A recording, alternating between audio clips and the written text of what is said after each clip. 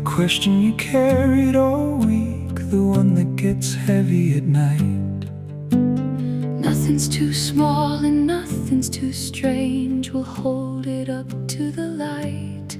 Ask it out loud, Don will answer you plain. Your issues he's here to explain. Making money makes sense. Making money makes sense. Talking real money. Oh my gosh, I'm having such a hard time deciding which ones I like the best. I guess I just like music. I like all the genres. I do. I enjoyed that one. That was fun. Today's, actually yesterday's podcast was the first, but today's podcast is the second, in which I have upped the quality of the audio. I found out that our host, Buzzsprout, who hosts the podcast, compresses it. Because I noticed I was listening back to one and I went, the music sounds very compressed. And where it loses a little of the crispness of the high end and some of the low end. So what I'm doing now is a little extra cost to us, but it was very little. Now I can put up higher resolution, 192 kilobit per second stereo MP3 files. So they should be stereo now. So they should sound bigger and better. Hopefully. Anyway. That music means it's Friday. That means it's the Q&A. Every Friday I'm going to try for as long as I can to crank out a different genre Q&A song along with the different songs for the rest of the show. The response has been really positive. Very positive. Yes, a couple who don't like it. One of the big problems with a big audience, and we have a big audience, is not everybody's going to like what we do. But the whole point in this is mixing things up and your host having a good time too. If I have a good time, hopefully you have a better time. So it's the Q&A episode. I'm Don. Thank you so much for joining us here on the Talking Real Money podcast. A little bit light on the questions still. As a matter of fact, if I don't get a bunch in the next week, then the next Q&A show is going to be artificial intelligence voices reading some typed in questions because we have about 40 or so typed questions. And left after today, one spoken question. One. That's about as low as we've ever gotten. Hopefully it's just the summer doldrums. If you want to speak your questions, I make you sound really good. Just go to talkingrealmoney.com and click on the microphone button in the lower right-hand corner and record your question just like this one. Good afternoon, Tom and Don. This is Tracy from Georgia. I had a quick question regarding the fixed portion of my portfolio. I currently have 30% in the TSP G Fund. I was wondering if that was sufficient for my fixed income portion of my portfolio, or should I diversify that and move maybe half of it to an IRA to where I could invest in B&D? I wanted your thoughts on whether I should just stay in that fund or diversify that. Thank you and have a good day. The G Fund is about as good as a fixed income fund can possibly get. There really isn't any need at all to diversify further because bonds, you own bonds for reduced volatility and a high degree of inherent safety. Well, U.S. government bonds in the G Fund are both. They are 100% stable and 100% safe. It just doesn't get better than that. B&D is very safe and reasonably stable, but it does fluctuate. And there's no need to add that fluctuation to a portfolio that already has it built in through equities. That's where fluctuation is your friend. Because equity funds, yes, while they go up and they go down, have historically gone up a lot more than they've gone down. And that's with good reason. It's because they are owning businesses that can make themselves become more valuable. Bonds don't make themselves become more valuable. You don't make money on capital gains on bonds in any environment except a falling interest rate environment, really. I mean, there are a few other things, but that's the main driver. And you can't, that's just a bet on on a zero-sum game for all intents and purposes. As we saw with the falling interest rates many years ago, bond prices just soared, and everybody thought, well, bonds make a lot of money until interest rates went back up, and then they didn't. So no, just stick with what you have. What you have is absolutely as good as it gets from a fixed income perspective. And let's go to the next question. Hi, Don. I have a question about the company called Raisin, which I'm sure you're familiar with. They find high interest CDs and money market funds and savings accounts for people. And I wanted to know what your opinion of it is. I don't recall you guys discussing it on the program, but maybe you have, and I just didn't notice or pay attention because I wasn't really looking for something like that. But now I have a young friend who is just starting out in her savings journey, and I thought it might be something that would be good for me to recommend to her. It also led me to, when I was looking into the Raisin reputation, whether it was a good company, I think Clark Howard probably is a pretty reliable source for having looked into it and recommends it with some knowledge of the legitimacy of it and so forth. But I also saw a YouTube from a company called The College Investor, Navigating Money and Education, and that had a lot of information, and I wondered if you were familiar with it, and I wanted to get your opinion of these two, well, I'll call them websites because that's basically what they are, the Raisin and The College Investor, because I don't want to recommend something to this young person without knowing that I'm telling them that this is a legitimate and trustworthy resource for them. Thanks a lot. Well, you're very welcome, and thanks for the question. Yeah, I have heard of Raisin before. Raisin it's like Bankrate. It's a way to find the highest yielding savings vehicles. It's not a great place to get investing knowledge, but it has the same banks, basically, that Bankrate has. It shows you the highest yielding savings accounts out there and CDs and the like, and it's legit. They get a little bit of a kickback from the various banks with whom they place money. And I'm seeing, right, like when I recorded this, the highest high yield savings rate is 4.15, and that's been that way for a while. The College Investor is not one I'd ever heard of, but I'm looking, I went through it and I spent a little time looking through. It's really generic. It's not bad advice. I didn't go through all the advice, but the investing advice does not look bad.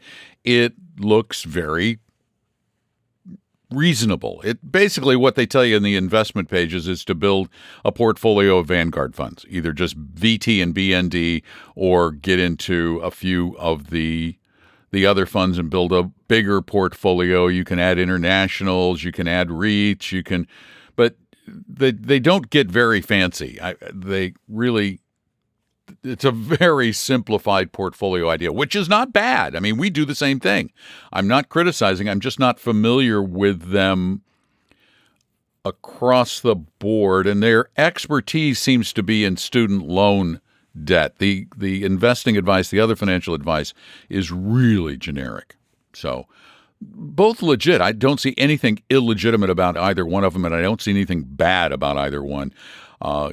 Good tools as part of a toolkit for investing, but not the be-alls or end-alls. Thank you so much for your question, and let's grab another thing that somebody spoke at talkingrealmoney.com. Hello, Tom. Hello, Don. I was just listening to your podcast, and you guys talk about retiring, and you go, why you want to retire? You're not going to do anything. What are you going to do the next 30 years? So it's easy for you guys to say that when you have a talking job, just talking, having fun. Well, okay, yes. But, I mean, our jobs aren't just, trust me, they aren't just talking and having fun. there's a lot more involved. It's not like you just talk and suddenly we have magical podcasts. And but yeah, I mean, we love our jobs. And that's the qualifier that we throw in now and again, is that, if you have a job that you love, why do you want to stop doing it so you can, golf? I don't know. Unless you love golf, then it's fine. What I'm saying is that the advice that everybody should retire at 62, 63, 65, 67, whatever the age is kind of irresponsible. You should retire when you need to retire. And you should retire when you have something that you want to do that's better than what you're doing now. And that is something that needs to be considered before you get to your 60s. What am I going to do then? That's why we ask that question. What are you going to do? Are you just going to sit on the couch and watch TV? Or do you have something about which you're passionate? Are you going to get out? Are you going to volunteer? Are you going to write the novel you wanted to write? Are you going to start podcasting? Are you going to take up a new skill, a new hobby of some sort? If you've got something you could be passionate about for the next 2 or 3 decades, that's great. But remember, it's not what it used to be. It wasn't that long ago that 65 meant you were almost dead. Most people were dead right around 65. Now you can, if you're healthy, you can reasonably expect to go well into your 90s. And that's a lot of time not working. And I believe that's what we do best as human beings. We work. And we generally try to work in things we enjoy. It doesn't always work out that way. But maybe retirement is an opportunity to work at something you're more passionate about, to get out of whatever the grind is that is bringing you down and find something where you might make a little bit of money and have a lot more fun. Just make sure you have something to do. Thanks for your comments. And I think the next one is comments too. Here's the next. Hi, Don. This is Greg from Indiana. I'm calling with a comment to an answer you gave on the July 31st Q&A. Dave from Rhode Island called stating his advisor had him in 21 funds and asking whether or not this was too many funds to provide global diversity. Your answer was that you thought the advisor was trying to make himself appear valuable and that you thought it was overkill. Mm-hmm. My wife and I have accounts managed by Appella in Bellevue. Mm-hmm. Our managed brokerage account has 21 funds. Yeah. Granted, one of those funds is a leftover from some tax loss harvesting caused by a dividend that came in after the fund was sold, but that still leaves 20 funds in the account. Also, our Appella managed traditional IRAs has 16 funds each. At the end of your answer to Dave, you did pull back a bit by saying, if it's a good advisor, it's not a big deal. My wife and I are very happy with Appella and think they're a good advisor. But it seems to me your answers to questions and your advice are not always in alignment with the advisors at Appella, at least in the Bellevue office.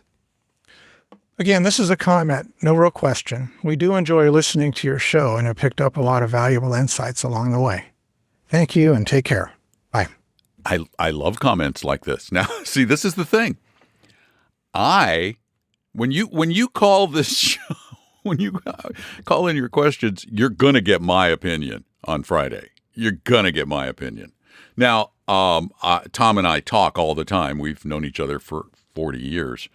But the reality is, I still think that's too many funds. And I've argued this. I've heard the arguments. And it's not hurting anything. It's not. I do think there's a modicum of stature pumping that happens with these portfolios. I do. That's my honest opinion. I don't think it hurts a darn thing. That's all I was saying is I don't necessarily buy the argument that it's essential, although I have seen the numbers and it does slightly, potentially, based on the past, helped a little teeny tiny bit, just little fractional increases potentially. And it also makes rebalancing a more precise process. So I think 20 is too many. Yeah, I do. But again, what's the harm? No harm, no foul. The portfolio is being managed for you. It really is too many if you're an individual and you're trying to run it yourself. That's enough to make you nuts. But if you have an advisor doing it, yay. And if I was king, I wouldn't have portfolios that big, but I'm not king. I'm just the jester in the court. But again, not any problem at all. And if you're getting great service, which we pride ourselves on, and I know you have a great portfolio in the grand scheme of things, so I think it's awesome. I wouldn't do it, but I think it's awesome. Thanks so much for your comment. And because that last one was a comment, I'm going to leave myself with even fewer questions by throwing in this final question. Morning, Don. Me and my wife have recently retired. We're about 66 and a half years of age, and I am leaning on taking the single life annuity option for my spouse, which is about $1,800 a month, versus the 100% joint survivor, which is $1,500 a month. I recently started my pension and chose to take the single life annuity, which is $450 per month. We have a net worth about $5.4 million, and in addition, our house is worth about $500,000. We spend about $15,000 a month, and 19% of our assets are in traditional IRAs and about 69% in Roth IRA. We are pulling money out of the traditional IRA to live on and to decrease our required minimum distributions at 73 years of age. We both are presently fairly healthy. We haven't taken Social Security benefits yet. We are looking to take the higher earner, which will wait till about 70 years of age and get $4,000 a month. And also then the other, my wife will take hers at full retirement age, and that's about $3,100 a month. So thank you so much for your thoughts on this. We love your show, and we're just trying to decide, taking the pension, and also the Social Security benefits. Thank you so much. Enjoy your show. You're welcome. Thank you. That's a lot to take in. There's a lot going on there. But man, here's the bottom line. You're in a great place. You're in a great place. And usually the single life options are not optimal, but in your case, they're fine. They may very well be, because in essence, you've built a joint option. So yeah, I think you can afford to take that single life pension. And you're way, way capable with that other monies, huge amounts of money, $5 million, to basically self-insure if the bet doesn't work out on the survival aspect. I do like delaying the larger Social Security benefit to 70, because that just gets you the bigger checks. And that bigger check carries on to the survivor. Taking the smaller benefit is fine, but because you have enough. But why not? If you don't need it, delay it. Take the free money. And remember, don't take money out of your IRA simply because you're worrying about RMDs down the road. They're going to be small. You just manage your withdrawals according to your tax bracket. You're avoiding IRMA and all that. But you're in just terrific shape, absolutely terrific shape. You're in a position that anyone would find enviable. So good for you. Good planning, paid off. You guys are in a great situation. Thanks so much for being there, listening to the show, calling in. And please call in your questions. I know it's not really on a phone. Well, it could be on a phone. You can go to talkingrealmoney.com on your phone and click the mic button in the lower right-hand corner and then just speak your question. And it saves your poor fingers all that typing. And if you're like me, you're not a great typist, it's easier to speak them. And I make them sound pretty, and then we put them on a Friday Q&A. And I do need a few, or AI is going to take over the Friday Q&A too. Thanks for being there. If you, yeah, the plug, such as it is. Yeah, we're going to give you something for free. That's our sales pitch. If you would like someone to look over your situation, if you'd like to figure out if you're on the right track, You got just a more complex question. We make the services of our fiduciary advisors, 100%, no commission, available to you for free with no high-pressure sales pitch ever. Promise. Just go to talkingrealmoney.com and click on the button that says Meet an Advisor. Thanks for listening. I'm Don McDonald, and we're Talking Real Money.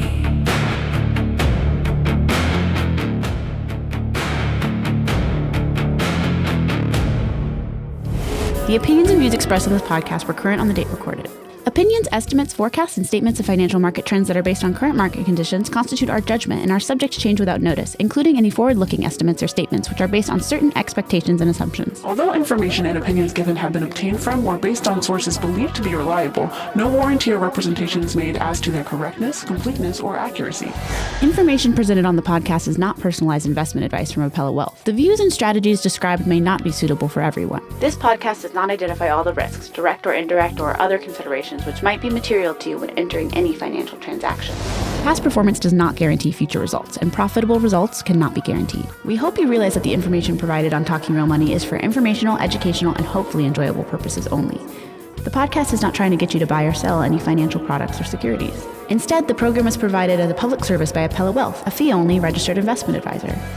Please see Appella Wealth's ADV Part 2A on our website for information regarding Appella's fees and services. Appella Capital, LLC, DBA Appella Wealth, is an investment advisory firm registered with the Securities and Exchange Commission. The firm only transacts business in the states where it is properly registered or excluded or exempt from registration requirements. Registration with the SEC or any state securities authority does not imply a certain level of skill or training. Appella does not provide tax or legal advice, and nothing either stated or implied here should be inferred as providing such advice.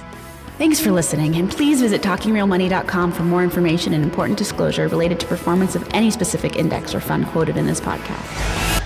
I think I need a nap.